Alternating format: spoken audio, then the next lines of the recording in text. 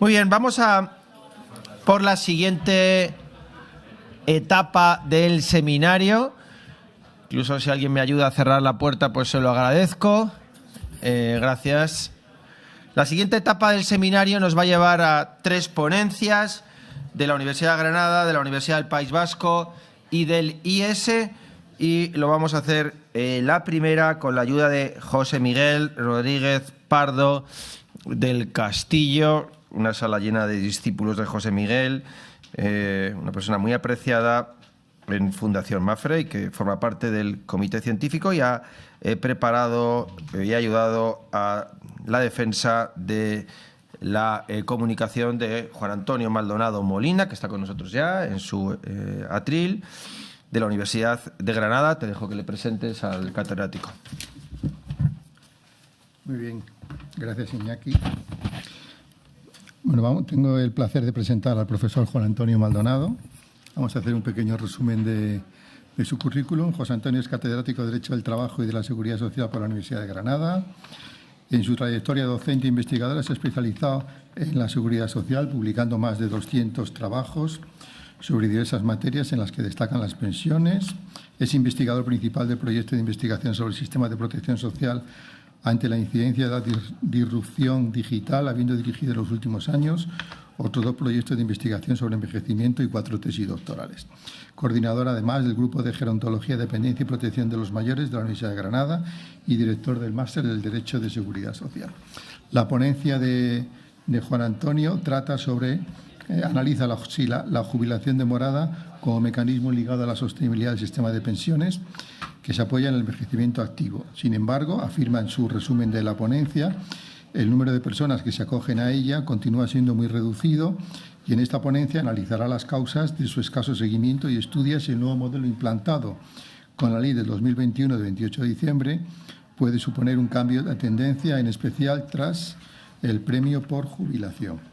Así que, Juan Antonio, tienes 20 minutos, como dirían los actores, con 0 grados de libertad, no te puedes salir de ahí, y a partir de ahí, pues cuando quieras. Muchísimas gracias. Buenas tardes a todos. Sí. Se me ha notado la sonrisa, de verdad. Bueno, agradecer a la Fundación Mapfre el que cuente conmigo para este interesantísimo seminario. Y bueno, paso directamente, para no perder ni un minuto, al objeto de mi ponencia, ¿no? Mi trabajo, como ya se ha dicho, versa sobre la jubilación demorada, que como todo el mundo sabe, consiste en que cuando a una persona le toque la edad de jubilación, en lugar de jubilarse, decida continuar trabajando. Pues bien, para ese escenario se contempla una figura que es un premio para tu futura jubilación, de modo que si no ejerces tu derecho, si no decides jubilarte, el sistema te premia. Ahora bien, ese premio realmente, ¿qué finalidad tiene? ¿Se trata de potenciar el envejecimiento activo? ¿Se trata de hacer sostenible el sistema? Porque obviamente cada año que tú no te jubilas, el sistema se ahorra pagarte un año la pensión de jubilación. ¿Cuál de los 2 objetivos prima con esta institución, con la jubilación demorada? De eso trata mi trabajo, de poner en un equilibrio cualquiera de esas 2 finalidades para ver cuál es la que tiene más relevancia y ver si realmente se cumple el objetivo, al menos en uno de ellos. Por tanto, empezaríamos con lo que sería el envejecimiento activo. Vamos a dividir envejecimiento activo, sostenibilidad del sistema. Pues bien, envejecimiento activo. ¿Esto es envejecimiento activo? Después de la intervención que ha habido antes de la mía, desde luego todos tenemos claro que esto no es lo que todos nosotros entendemos por envejecimiento activo. El envejecimiento activo no es meramente trabajar a partir de una edad, sino el ejercicio de un derecho. El envejecimiento activo es una opción personal por la que una persona, pudiendo jubilarse, decide mantenerse en activo como una opción tan legítima como el que decide jubilarse, por razones personales, pero nunca por razones económicas. De modo que la imagen de personas mayores que siguen trabajando por necesidad económica hay que desgajarla, hay que separarla de lo que es envejecimiento activo. El envejecimiento activo versa de otra imagen, de otra cuestión, la que hemos tenido aquí hace unos momentos, una imagen que se nos traslada como un modelo, como una opción, insisto, no es la única opción, tan legítima es una como la otra, pero la opción de seguir trabajando a partir de una edad es, por tanto, el ejercicio de un derecho que es un derecho humano de las personas y, por tanto, también un derecho de las personas mayores a continuar en activo. Y es un ejemplo de éxito, un caso de éxito, por tanto, algo positivo. Y realmente esa es, podríamos decir, la gran diferencia entre la jubilación del siglo XX y la jubilación del siglo XXI. Y es que en la jubilación del siglo XX lo que se contemplaba era la única alternativa, llegar a una edad y retirarte.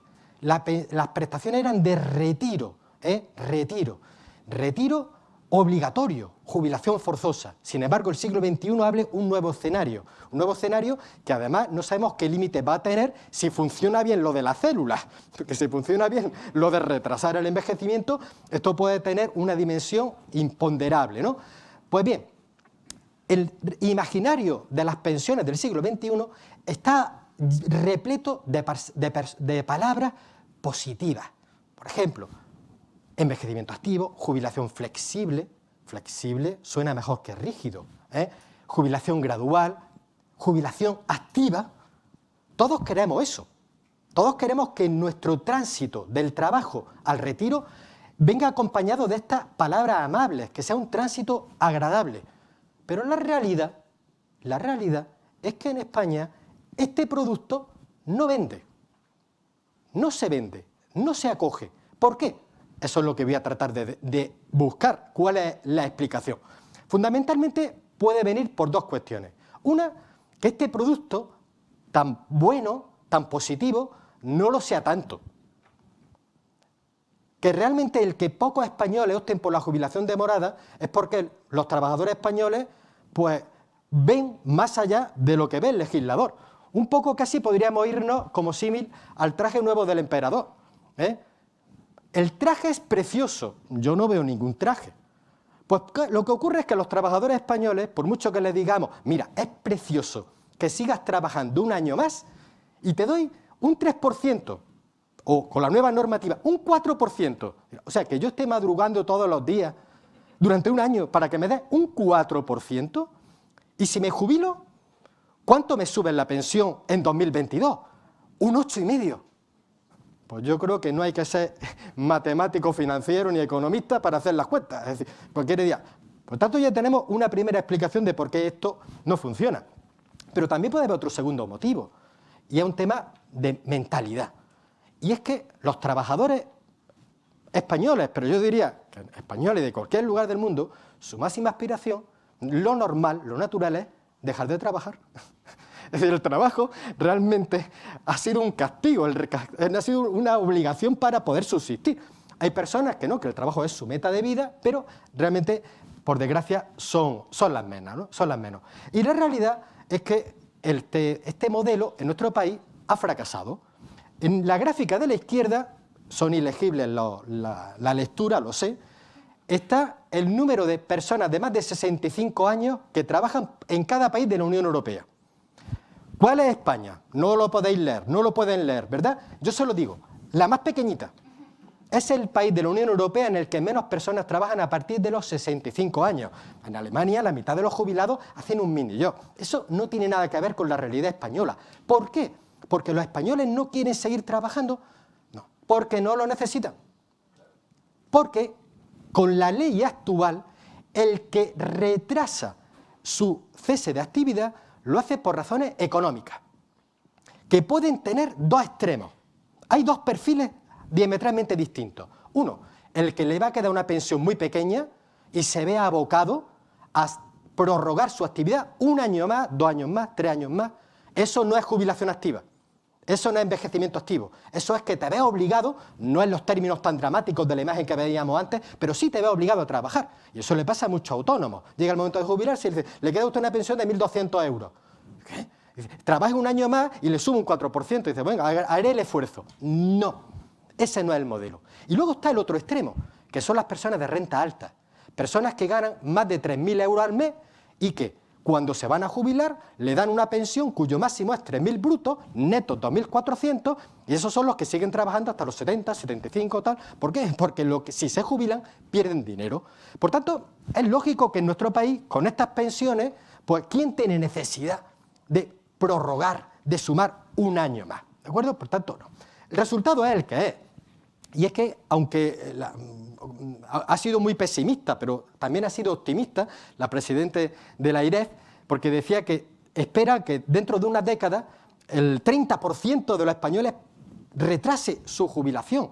Queda mucho recorrido, ojalá. Ojo, este año, ahora lo vamos a ver, estamos en el 8,1, que es un hito. Pero normalmente nos hemos movido en un 5, un 4%, un 4,8%. Solamente son los que deciden demorar la jubilación. Lógico, teniendo en cuenta el marco legal. Y aquí voy a ser súper breve. El marco legal es que cuando esto se puso en marcha en el año 2001, un Real Decreto Ley de 2001 empezó en 2002, el premio era un 2% para el que tenía la pensión máxima. Lógicamente, quien teniendo ya la pensión máxima, tenía el 100%, iba a prorrogarlo, no tenía sentido ninguno. Siguiente etapa, 2007, dice, el 2% es muy poco, 2 o 3, sigue siendo una miseria. ¿Qué es lo que ha ocurrido con la nueva regulación? Bueno, perdón, 2, año 2013, 2, 2,75, 4 en algunos casos, eso es mucho, un 4, en Alemania es un 6%.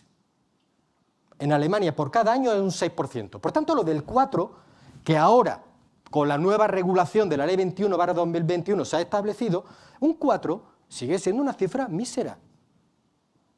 No esperemos milagros con ese 4%. De hecho, el Gobierno no lo espera por el 4%.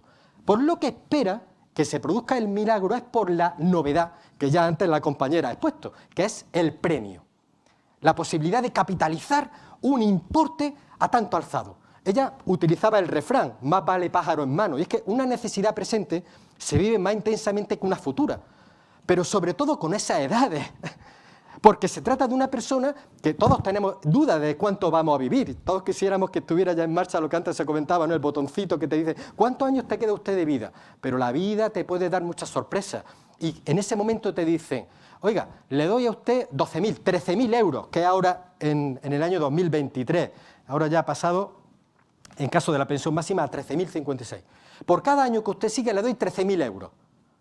13.000 euros desde el punto de vista económico es una ruina, porque 13.000 es para el que cobra la pensión máxima. Es decir, deja de cobrar 44.000 euros que iba a cobrar, deja de cobrar 44.000, que por seguir trabajando yo te doy 13.000 de golpe. Pero sin embargo, desde un punto de vista psicológico, te ofrecen 13.000 más tu pensión.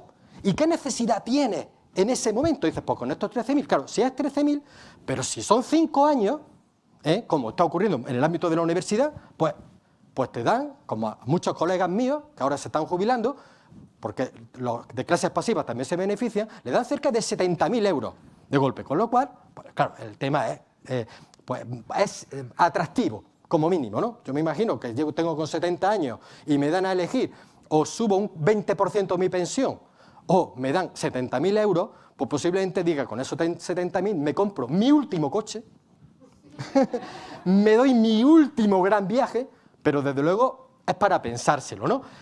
El Gobierno, antes de aprobar la medida, hizo una encuesta y dijo que 2 de cada 3 personas optarían por ese premio, porque somos así, de vivir el presente. Pero la realidad, desde el año 2022, lo ha frustrado. Pocas personas lo han pedido, solo el 5,5%. Y de los que lo han pedido, han elegido el 4%, no el premio, el 86%. ¿Por qué ha fracasado? Por varios motivos. Uno, poca información. Muchas personas no lo conocían. De hecho, la mayoría de las personas que han recibido este premio no son las que han tomado la decisión, sino que es un premio que le ha venido sorpresa. No lo esperaban, lo desconocían que existía. Pero además, ya lo he adelantado antes, el año 2022 fue un mal año para poner en marcha esta medida, porque es el año en que el Gobierno decide subir las pensiones un 8,5%. Con lo cual, si te voy a subir las pensiones en 8,5, ¿para qué necesito yo trabajar un año para que me suba el 4? Si me jubilo en el 31 de diciembre de 2022, ya gano el 8,5%. ¿Cuál es el perfil? Por lo que decía antes, totalmente extremo. O personas con pensiones muy bajas, autónomos, o el contrario. De esto se están beneficiando personas que tienen una renta alta, pero que además hubieran seguido trabajando aunque esto no existiera. Y esto es importante, lo subrayo, porque se liga con el tema de la sostenibilidad. Porque es un dinero que se está dando innecesariamente.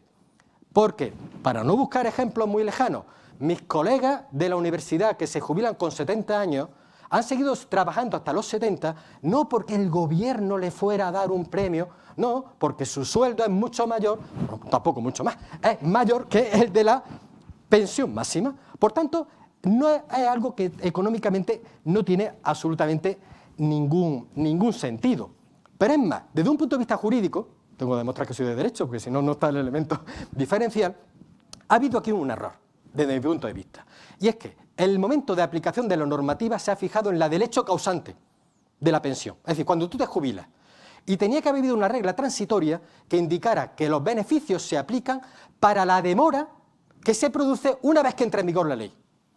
Porque lo que ha ocurrido es que personas que ahora se han jubilado con 70, 80 años, se han beneficiado de una medida que llevaba en vigor meses. Ellos tomaron la decisión de seguir trabajando antes de que estuviera la ley. No ha tenido ningún estímulo. Y les voy a dar un dato. En España el año pasado hubo una persona que recibió un premio de, aquí lo tengo, 198.000 euros. Casi respondo a la pregunta que decía, ¿la jubilación demorada ayuda a la sostenibilidad del sistema? Oh, pues mal vamos, porque si regalarle 198.000 euros a una persona garantiza la sostenibilidad del sistema, ¿garantiza el envejecimiento activo? Pues tampoco, en mi opinión, tampoco. Bueno, el envejecimiento activo, termino como empecé, debe estar ligado a la voluntariedad y debe estar también ligado a lo que sería la dignidad. De modo que envejecimiento activo debe venir de una decisión voluntaria y no derivada por tener una pensión digna, sino por una opción en la que lo que se busque no es simplemente mejorar tu pensión, sino reflejar un estilo y una apuesta de vida. Finalizo con esa palabra. Muchas gracias, Antonio.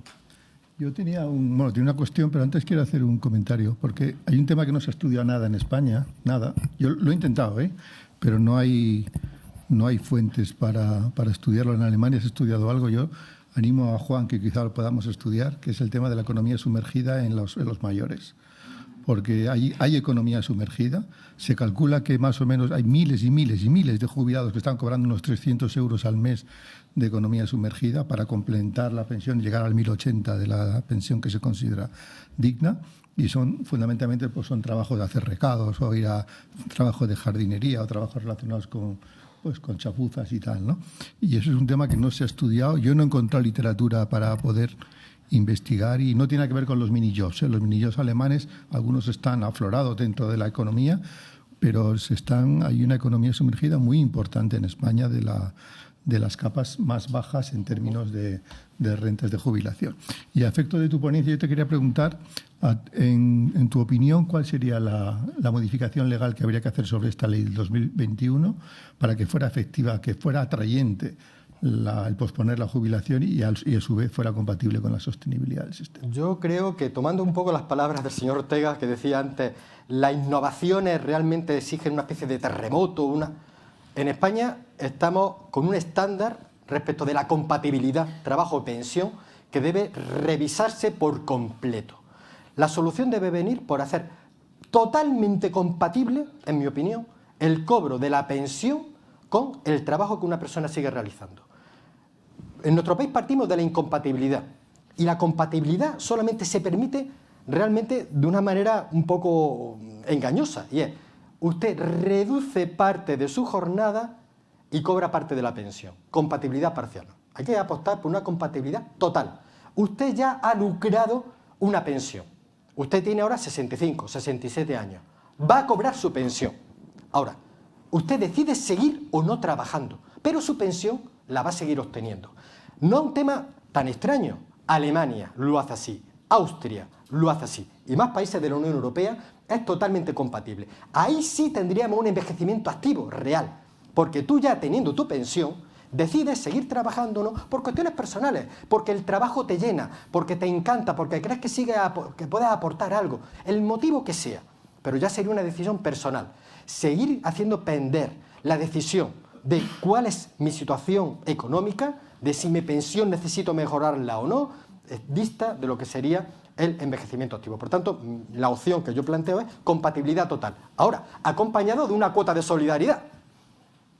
De modo que todo el que siguiera trabajando pagara una cuota de solidaridad. El problema, la solidaridad intergeneracional. Porque eso, ¿cómo se lo vende a los jóvenes?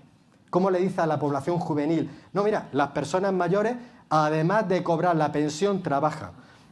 Con el edadismo que está habiendo cada vez más entre la población joven. Está habiendo una brecha generacional entre jóvenes y personas mayores. Hay una especie de rencor de los jóvenes hacia los mayores. Y ahí es donde estaría el punto complejo. Es el único punto débil que vale. Muy bien, pues muchas gracias.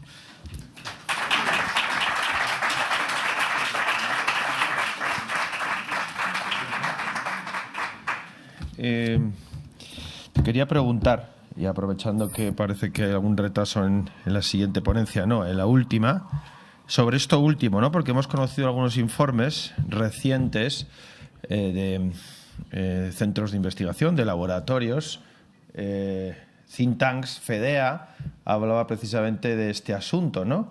Y decía que de alguna manera las políticas públicas pueden estar secuestradas, entre comillas, por una población y un censo electoral mayor, ¿no? Es decir, que, en fin, que parece que el protagonismo en el gasto público, como ha explicado la presidenta de la AIREF, pues está basado en que hay muchas personas mayores, ¿no?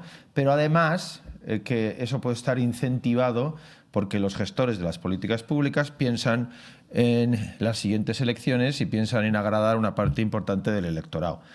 Eso, bueno, pues con una lectura no muy capciosa, sino casi de 1 más 1, 2, pues puede llegar a pensar a que los jóvenes pues empiecen a reivindicar pues algunas cuestiones. Se habla ya de rebajar la edad de electoral a los 16 años, una vieja reivindicación, ¿verdad? Se acordarán algunos de la transición española, pero también bueno, pues se habla de otras cuestiones pues que tienen que ver con ¿verdad? Con reivindicaciones pues un poco más activistas. No sé qué posición tienes, como te he oído al final este asunto, porque además como nos has demostrado que tienes un verbo fácil, pues adelante.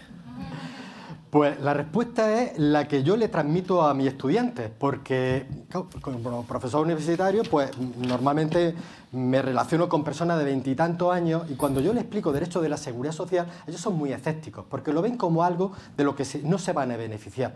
Y lo que le transmito es que precisamente es al contrario, que la generación que lo va a tener difícil es la generación del baby boom. Es una especie de tsunami y tras el tsunami, tras la tormenta, llegará la calma. Y ellos se van a encontrar una sociedad generacionalmente equilibrada. Realmente ahora nos encontramos no con una pirámide, nos encontramos con una especie de rombo, y cuando los del baby boom, dentro de los que estoy yo, que tengo 53 años, que estamos ahí en medio, hayamos desaparecido, los jóvenes se encontrarán realmente con una relación equilibrada. Entonces, el mensaje es que sus pensiones no se la están comiendo los actuales jubilados. No. Quienes quizás podemos estar arriesgándonos somos los del baby boom, porque el fondo de reserva estaba pensado para mí, para mi generación, para la del baby boom. El fondo de reserva estaba previsto para nosotros. Por tanto, quizás también es un tema de mensaje. Había que trasladarle a los jóvenes la idea de que confíen en la seguridad social, y de hecho el Pacto de Toledo del año 2021, en una de sus recomendaciones, se titula Juventud y Seguridad Social, y alude a esta circunstancia, de que debe tratar de pedagógicamente difundirse la imagen positiva dentro de la población joven de lo que es el sistema de seguridad social, porque la confianza es muy importante, porque la seguridad social trata de dar eso, seguridad. Y si un joven considera que ese sistema no le va a dar seguridad, desconfía de él, de modo que, pues, finalmente pues optará por trabajar en economía sumergida. Si no lo dan de alta dirá, me da igual si para lo que voy a cobrar.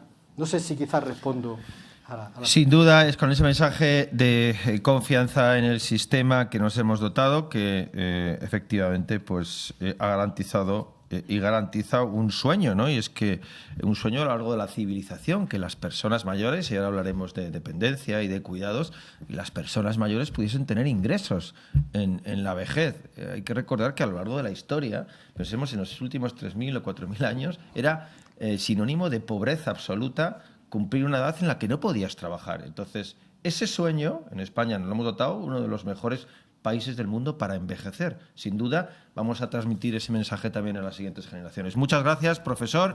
Vamos a por la siguiente.